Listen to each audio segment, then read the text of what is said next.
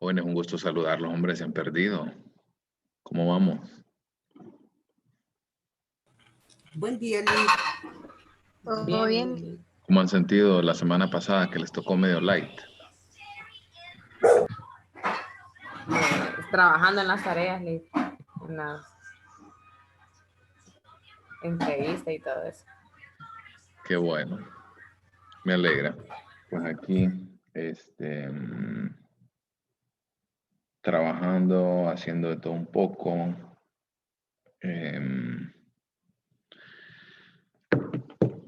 Vamos a ir iniciando porque ya el día de hoy vamos a dar inicio oficial a la tercera unidad. Cuénteme cómo le fue la semana pasada con la entrevista con su paciente, su cliente, perdón.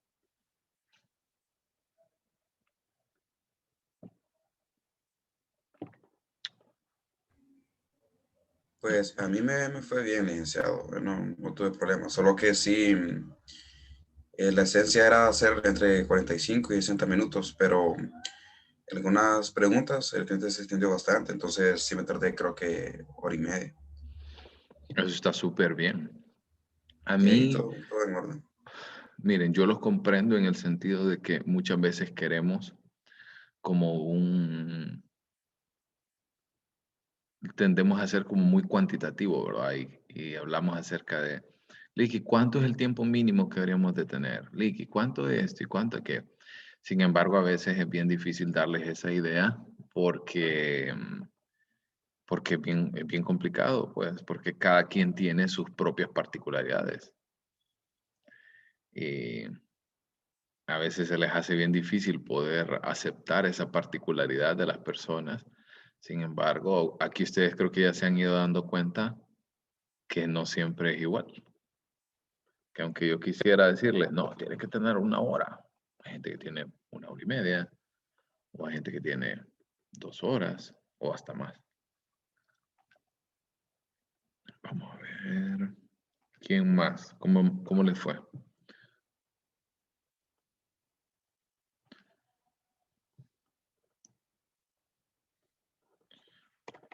¿Quién más?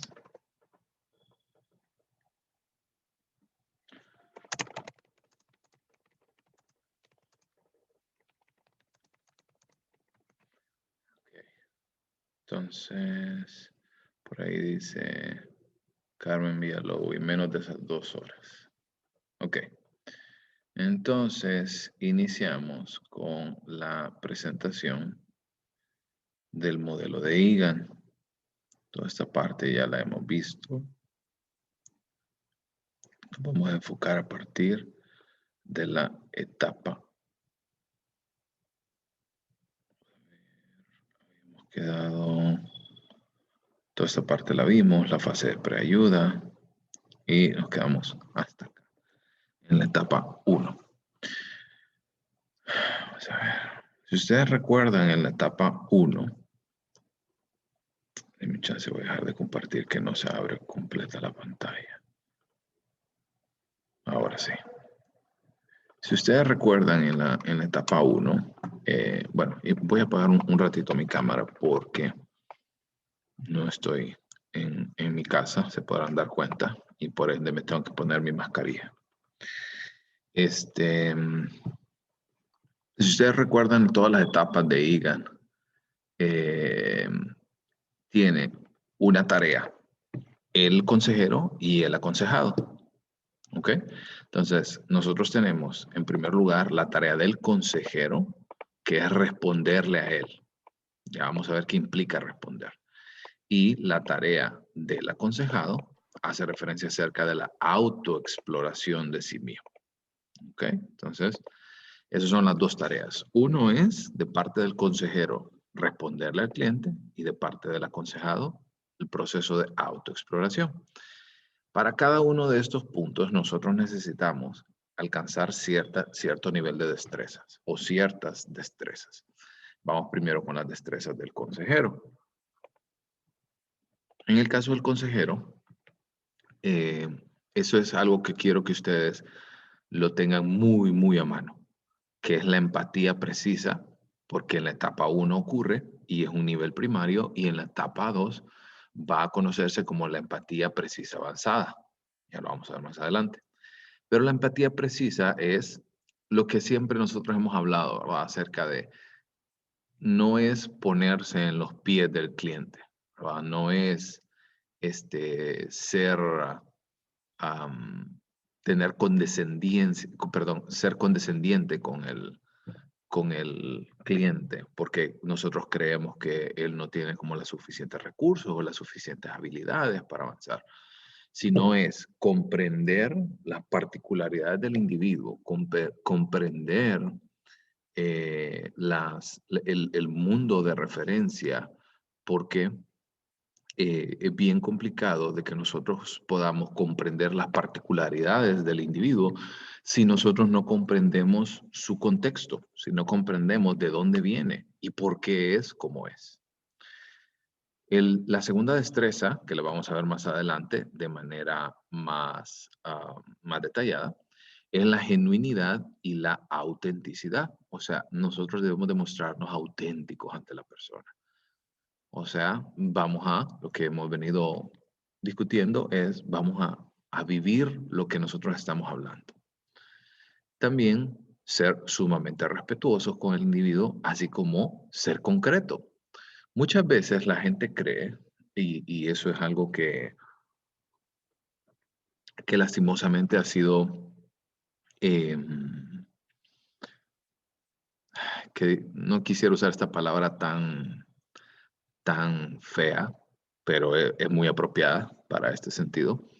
Pero creo que la gente ha prostituido la imagen del psicólogo, en el sentido de que piensan de que nosotros llegamos a hablar paja, ¿verdad?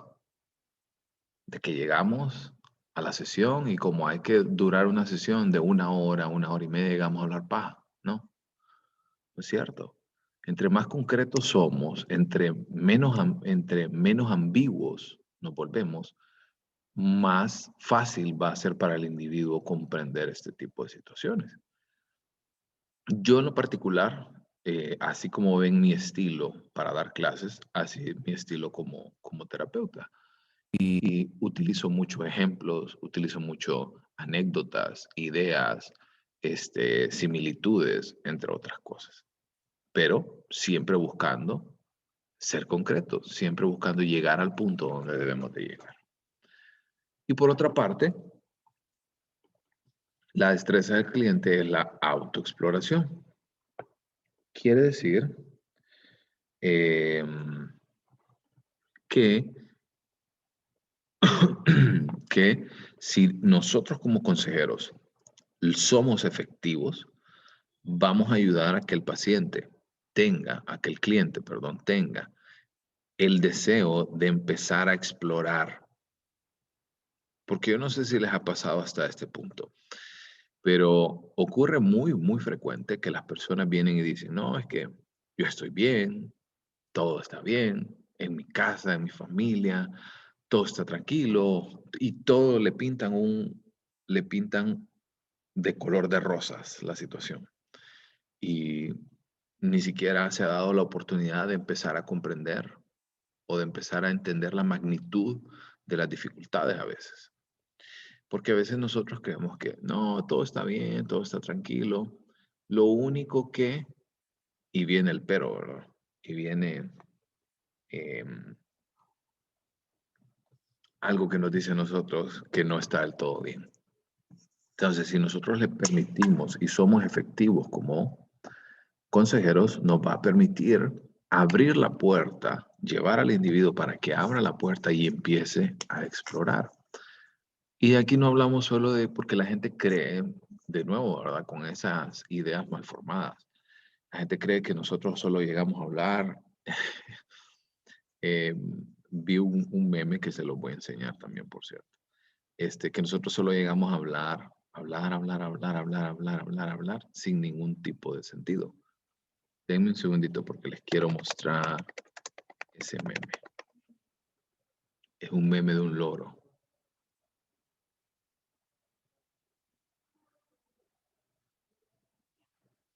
Denme un segundo.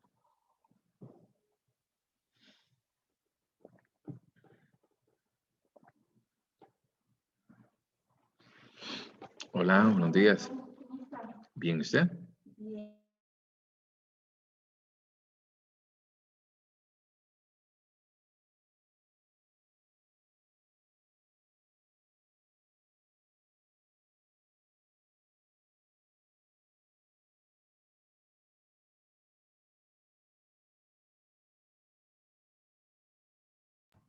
Le hice una pregunta.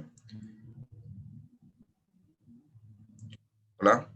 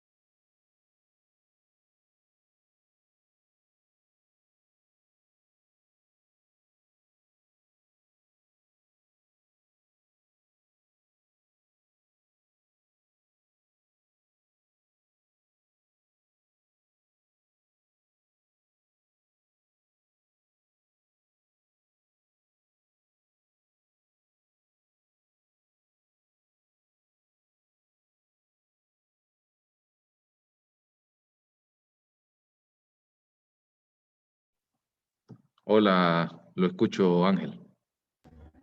Sí, yo tengo una pregunta con respecto a la cuestión de la autoexploración por parte del cliente.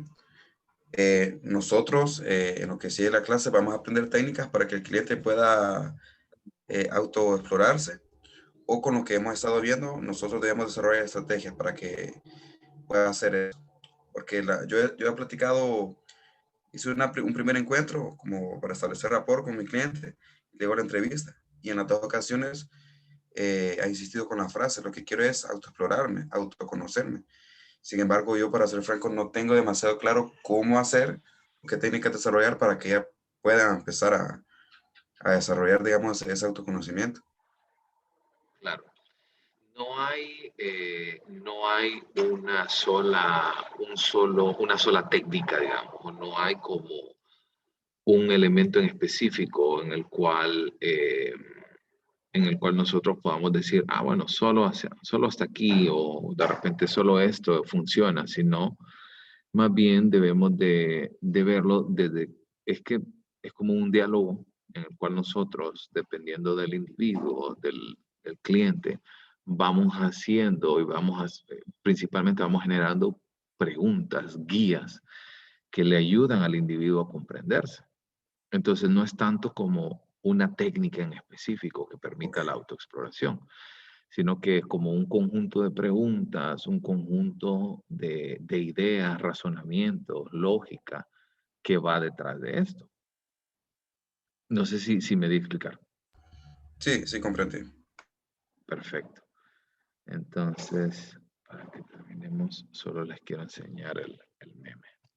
Denme un segundito.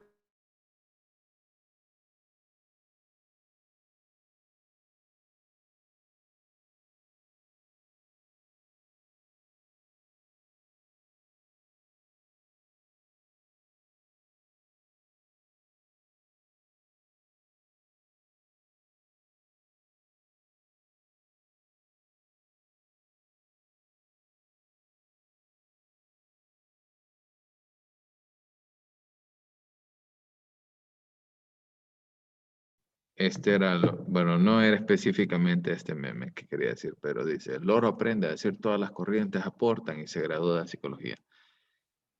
Decía el meme, loro aprende a decir depende y se gradúa de psicología. Hay un poco de gracia, sin embargo, debemos de comprender que cada individuo, como le decía ahorita Ángel, que cada individuo tiene sus propias particularidades y por ende no hay como una sola herramienta o una sola pregunta que nosotros podamos hacer para que el individuo logre esa exploración. Sí me gustaría compartirles algo, pero esto es como fuera de la clase porque es un material no oficial de la clase. Sin embargo, no sé si alguno de ustedes ha leído o ha tenido la oportunidad de leer el libro que se llama El Club de las 5 de la mañana. No, Liz. No, Que, Liz. que en inglés se llama el 5 a.m. Club. Este es un libro que se los puedo pasar, pero solo lo tengo en inglés. Así que ahí también los voy a ir empujando para para que ustedes se vayan saliendo con esa parte, con salir de esa idea, ¿verdad? De solo español, sino también porque, vean, hay muchísimas bibliografías en inglés que aportan un montón. Entonces, hay como un tomo que, como le decía Martín, es más, se los quiero enseñar. ¿Para qué les voy a estar hablando de cosas que no? Sí se los puedo enseñar sin ningún problema porque lo tengo en digital.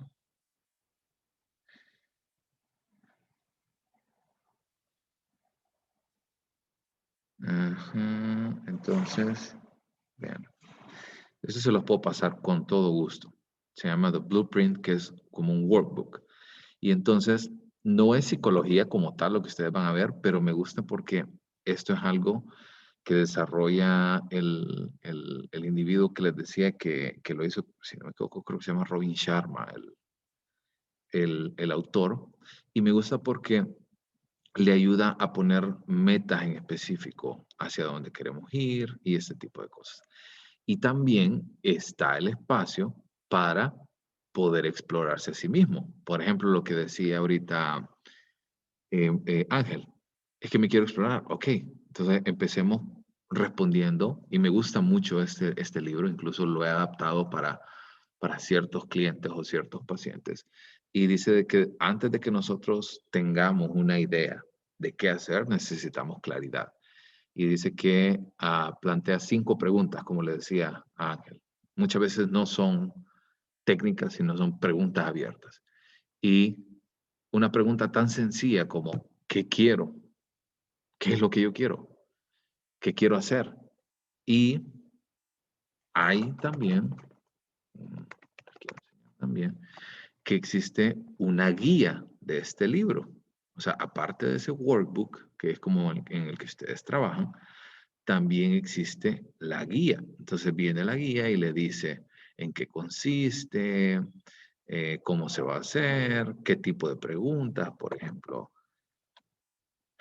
en cuanto a nivel de carrera, negocios, contribución, educación, experiencia, viaje, aventura, familia, bienestar, o sea, ¿qué es lo que usted quiere en ese tipo de áreas?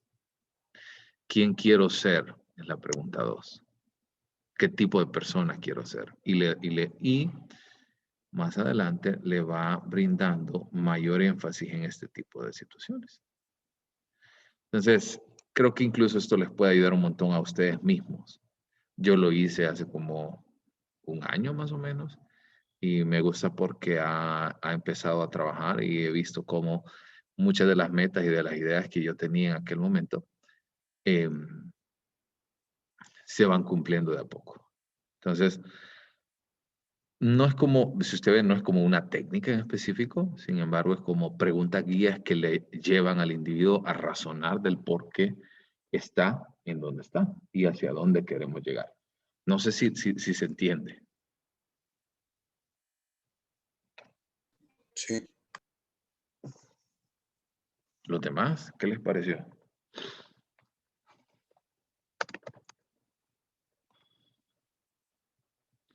Los demás siguen arropados. Sí, Los demás siguen bien arropados. Pero bueno. No, sí, Perfecto, Liz. dice Carla por ahí. Sí se entiende, Liz. Sí se entiende, Liz. Ok, vaya pues. Solo que ahí sí les quedó mal. Más bien si lo traducen ustedes y lo ponen bien bonito y lo ponen al español, ahí me lo mandan más bien. Entonces, debemos de comprender, ¿verdad? Vamos a empezar por las destrezas del consejero. Entonces, la tarea nuestra consiste en responder al cliente, ¿sí? viene una persona, es como cuando usted viene y le hacen una pregunta, o usted le hace una pregunta a alguien, ¿cuál es su nombre? Y le diga 0801-1990, ta, ta, ta. No, me está respondiendo. Sí, pero no es lo que yo esperaba. ¿Cierto? No es lo que yo ando buscando. Entonces, en los procesos de ayuda, muchas veces la persona simplemente lo que busca es que el individuo, el consejero, el terapeuta, e inclusive dentro de muchas otras ramas, es que la persona escuche, atienda y le dé respuesta a lo que busca la persona. Y cuando nosotros pensamos en personas como que entran a un proceso de, perdón, que entran en un proceso de autoexploración y un proceso de ayuda como tal, no es fácil. ¿Se han fijado, por ejemplo? Usted puede estar con aquel gran dolor, muchas veces de cabeza, de cuerpo, etcétera, etcétera, y hace todo y se automedica y toma esto, antes de ir al médico. Y se toma un remedio por aquí, un remedio por ahí, hasta que ya no aguanta, busca ayuda. Y esto estamos hablando en un plano físico, que es mucho más fácil de ver las consecuencias de este actuar. Pero cuando pensamos en un proceso de ayuda mental, es más difícil todavía. Porque en primer punto, aquí hay 6 motivos por los cuales el individuo es muy difícil que por cuenta propia busque ayuda. Uno, porque no es fácil recibir ayuda. ¿En qué sentido? Porque para que usted reciba ayuda, acepta de manera inconsciente que usted no puede lidiar con las cosas que está en la actualidad. ¿Cierto? No puedo. Necesito que alguien más, no que me lo resuelva, pero sí por lo menos alguien más que me apoye. Entonces, cuando hablamos de que no es fácil recibir ayuda es porque nos pone a nosotros en una posición de vulnerabilidad, que a lo mejor no soy como pienso que soy. 2, es difícil comprometerse con el cambio personal. ¿Cuántos de ustedes, a ver, estamos en marzo, por cierto, ayer cumplimos un año de estar encerrados, ¿verdad? Por medio del decreto. ¿Cuántos de ustedes este año o el inicio de la pandemia dijeron, voy a perder peso, voy a hacer ejercicio, voy a comer saludable? A ver, los escucho, levanten la mano. Yo había dicho que iba a hacer ejercicio, Lick, pero no hice nunca. Ya ves, Digna por ahí dice, también ahí levanta la mano. Yo también, Marlene. yo empecé a hacer ejercicio, pero después empecé a hacer ejercicio con la boca, entonces ahí me quedé. Solo en el proceso de deglución, el de masticación Sí, se quedaron. sí, sí, pero fíjese que es complicado porque después fui al médico y me dice el médico que yo no soy gordita, pero eh, los resultados son completamente problemáticos porque después yo hice ejercicio y me iba muy bien. Ya después como que ya no. Y cuando fui al médico porque me enfermé por razones de otro tipo, el doctor me dijo, está pasadita de peso. Entonces, ese es un gran dilema porque usted después dice, pucha. Claro, y por ejemplo, vean, usted sabe que tiene que hacer ejercicio, que comer bien, pero a veces los tacos fritos no los puedo dejar, ¿no? O no puedo dejar las papas fritas, o el desayuno de McDonald's, o el cafecito con pan en la tarde. Y usted sabe que tiene que dejarlo. Sí, pero es difícil. Y quiero comentarles algo. No es una falla de la personalidad de ustedes, ¿sí? O sea, no es una falla del individuo tampoco. Simplemente, o sea, no es que usted es malo, es un individuo que no vale la pena. No es eso. Sino que usted lo que está teniendo es una dificultad, de programación, porque muchas veces los hábitos que nosotros desarrollamos es por pura programación. O sea, por ejemplo, ¿por qué ustedes sí aprendieron sin ningún problema a cepillarse los dientes 3, 4, 5 veces al día? Porque nos acostumbramos a comer 3 veces al día. Porque nos fuimos programando y nosotros íbamos haciendo actividades pequeñas que parecían insignificantes en aquel momento, pero que en la medida que usted la repite, se convierte en un hábito saludable. Entonces, eso es lo que nosotros queremos. Ese es otro libro que me encantaría compartir con ustedes, que se llama Tiny Habits, que son como hábitos minúsculos, pero ese sí solo lo tengo en físico. Y hablábamos acerca de esto, de que es difícil a veces comprometerse con el cambio propio, con el cambio individual. Entonces, por eso muchas veces estas personas no buscan esa ayuda.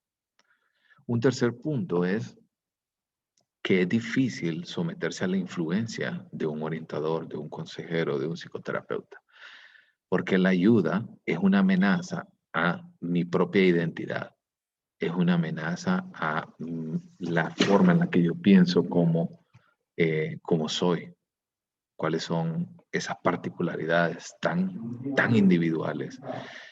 Y por eso es difícil, ¿sí? También uniendo este tercer punto con el cuarto, no es fácil confiar en un extraño.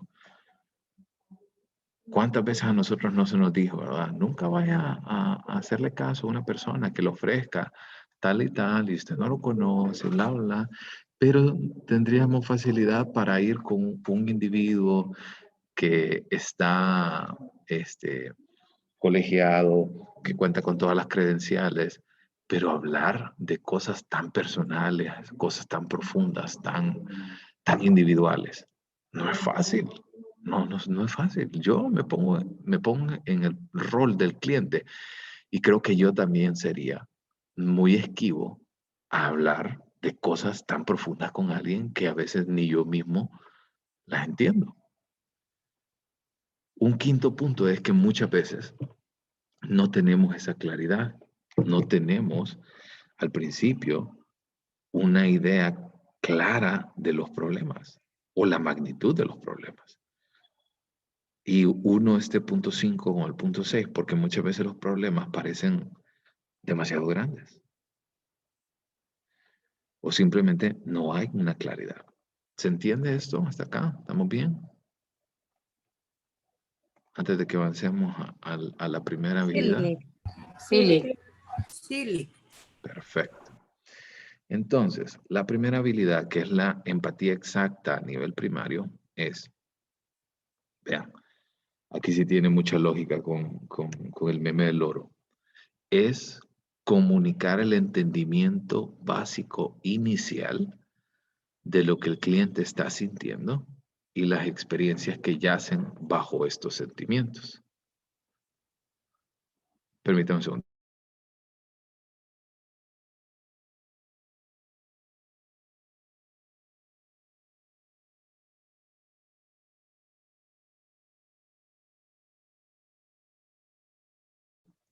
Entonces, en cuanto a la empatía exacta a nivel primario es entender.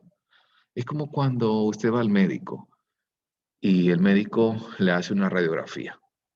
Y entonces usted, la radiografía, muchas veces no la comprendemos completamente nosotros que no somos especialistas en ese tema. Pero ellos saben específicamente qué estamos buscando.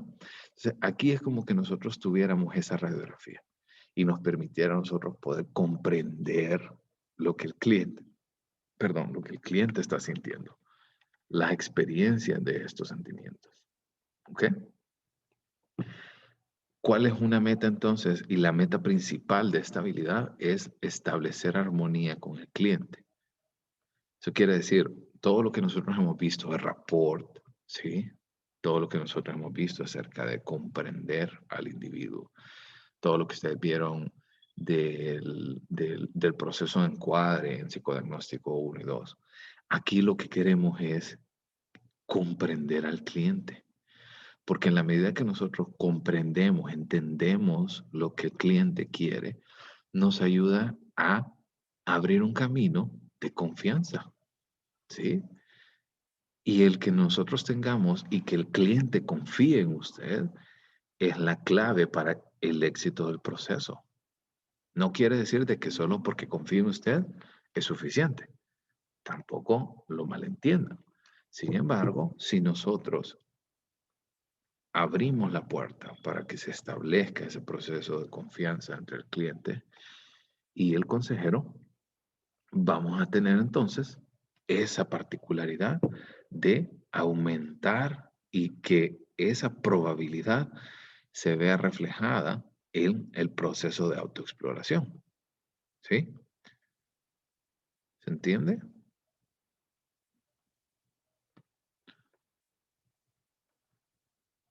Sí, Sí, Perfecto.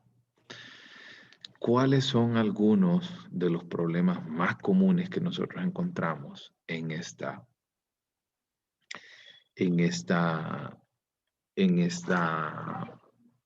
habilidad, en esta destreza? Uno es, un segundito, ahora sí. El primero es fallar en lograr esa empatía adecuada. ¿Ok? ¿En qué podemos fallar?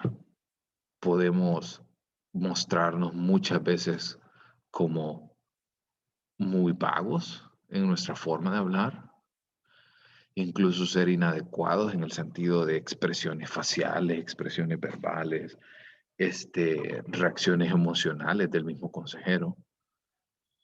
También entra en juego el proceso de lenguaje no verbal, ¿sí? El tono, su rostro, su forma de responder, la entonación que nosotros podemos dar.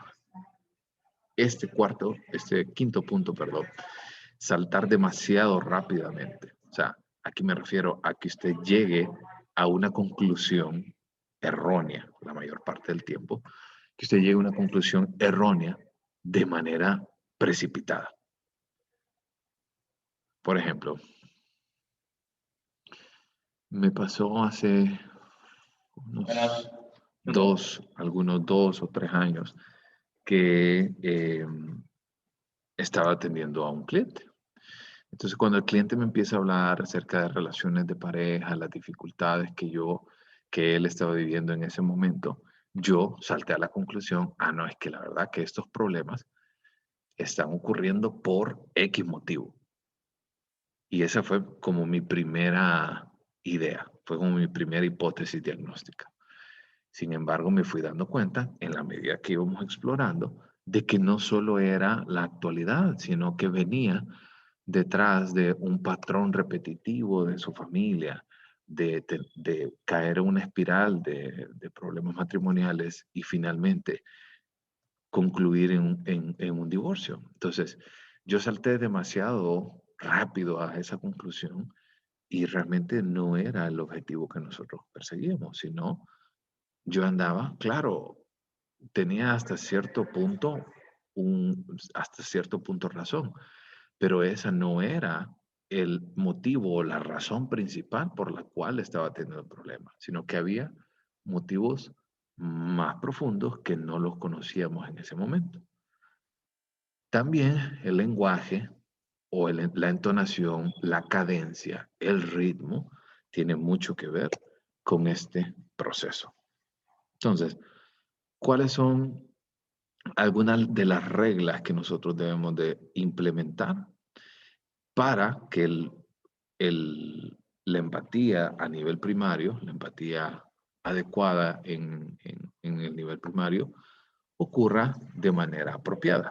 Uno es prestar atención. ¿Y suena fácil? Claro que sí. Sin embargo, muchas veces nosotros creemos que estamos prestando atención, pero no es cierto. Prestar atención significa dejar de lado todo, absolutamente todo, lo que no es al cliente. Absolutamente todo.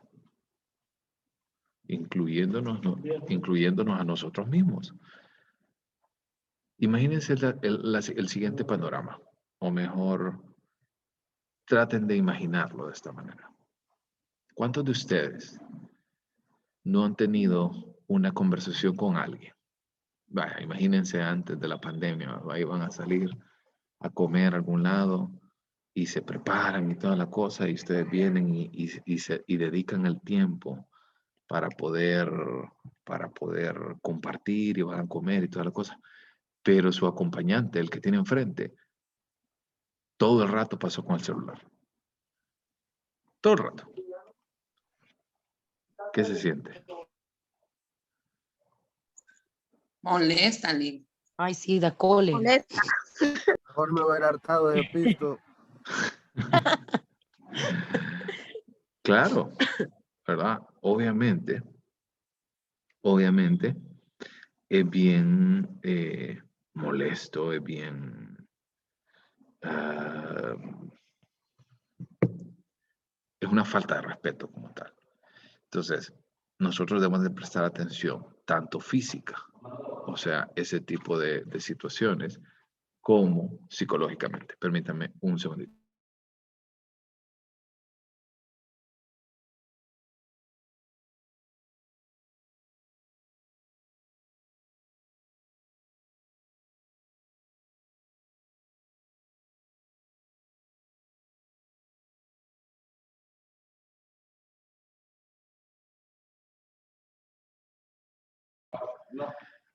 Entonces, debemos de prestar nosotros la atención tanto física, o sea, verle, hacer contacto visual, nuestro cuerpo ligeramente inclinado hacia la persona, nuestra atención, nuestro foco de atención principalmente debe de ser el cliente. Y psicológicamente quiere decir todos los elementos no físicos. Uno de ellos, y donde más énfasis le voy a poner, es prestar atención a lo que nos dice. Muchas veces nosotros creemos que estamos escuchando y no es así. Y a veces era como cuando ustedes estaban en la lectura guiada en la escuela, no sé si se acuerdan. Y de repente ustedes escuchaban un ruido al fondo y creían que sí estaban escuchando y siguiendo la lectura. Y cuando le decían, a ver, fulanito, continúen con la lectura, ni por cerca. No sabía qué decir.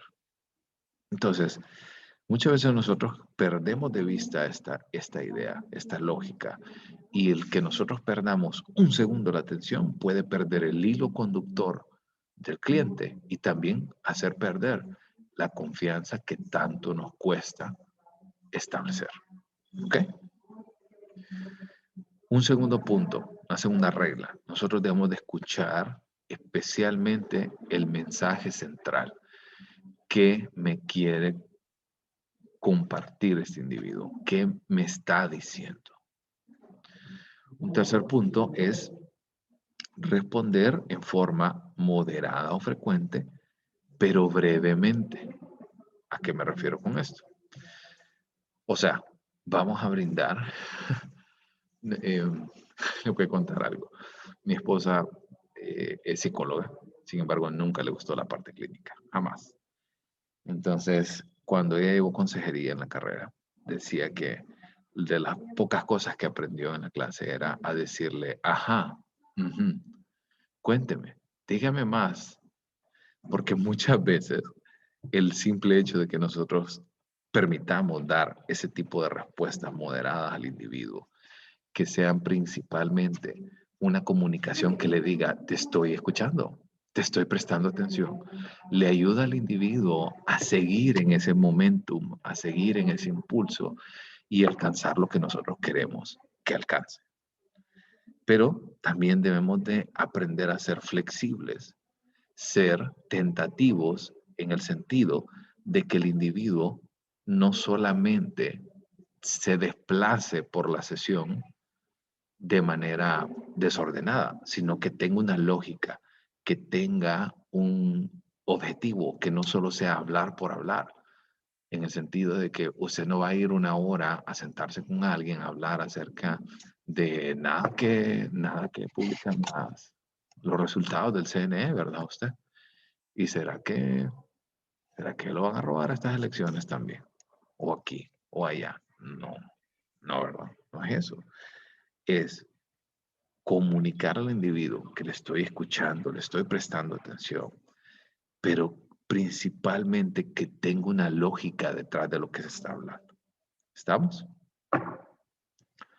Y por ahí nos quedamos el día de hoy. ¿Estamos bien? Sí, Liz. Licenciado, ¿me escucha? Sí, sí, lo escucho. Quería saber si usted me podía regalar 2 minutos después de la clase. Sí, claro. Ningún problema. ¿Estamos? Ok. Comunicarles un par de cositas. La próxima semana ya es la última semana antes de Semana Santa. Aunque no vayan a, aunque no vayan a alguna playa o algo así, creo que todos nos merecemos esa semana de descanso. Recuerden que la próxima semana se entrega el cuadernillo de trabajo que ustedes han estado haciendo. Y también vamos a dedicar en esta semana o la próxima el mecanismo cómo vamos a desarrollar el proceso. Encontré una aplicación bastante buena que se la voy a compartir, que traduce automáticamente el audio en texto. Entonces, ya vamos a ir viendo eso la próxima semana. Entonces, les recuerdo también que la próxima semana tenemos la entrega de la película de Good Will Hunting. Esta semana les doy para que la vean sin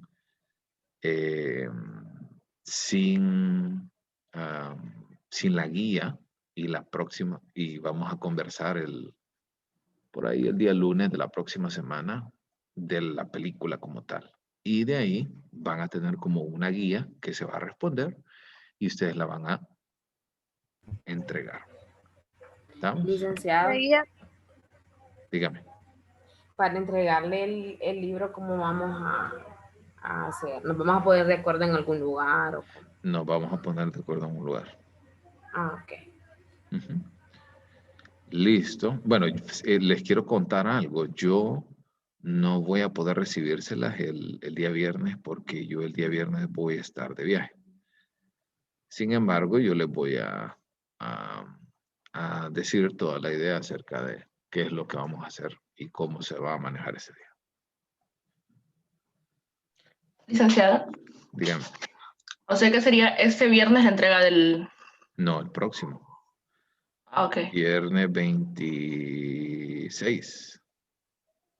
Ok. Viernes 26 se entrega. Está bien. Listo. Bueno, jóvenes, nos vemos el día de mañana en clases. Buen día, Lick. Hasta mañana. Un gusto, que estén bien. Igual, gracias. Hasta mañana. Feliz día. Otra consulta. Buen día, Lick. Astrid, buen día. Una vez que yo lo reviso, se los entrego. Pero va a ser como por mayo, más o menos. Pórtense bien, feliz día.